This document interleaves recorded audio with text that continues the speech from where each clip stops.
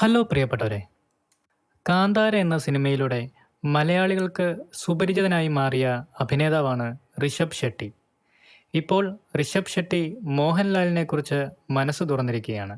താനൊരു ലാലേട്ടൻ ഫാനാണെന്നും അദ്ദേഹത്തെ കാണുമ്പോൾ സ്വന്തം നാട്ടുകാരൻ എന്ന ഫീലാണ് തനിക്കുള്ളതെന്നും ഋഷഭ് ഷെട്ടി വ്യക്തമാക്കി. കൂടാതെ തൻ്റെ ഒരു ബന്ധുവിനെ കാണാൻ ലാലേട്ടനെ പോലെയാണെന്നും ആ ഒരു ഇമോഷണൽ ബന്ധം അദ്ദേഹവുമായി ഉണ്ടെന്നും ഋഷഭ് കൊച്ചിയിൽ നടന്ന വാർത്താ സമ്മേളനത്തിൽ മാധ്യമങ്ങളോട് പറഞ്ഞു.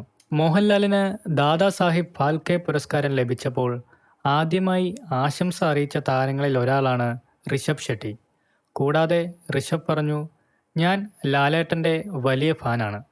കന്നഡ സിനിമാ മേഖലയിൽ എൻ്റെ എക്കാലത്തെയും ഇഷ്ടനടൻ ഡോക്ടർ രാജ്കുമാർ സാറാണ്.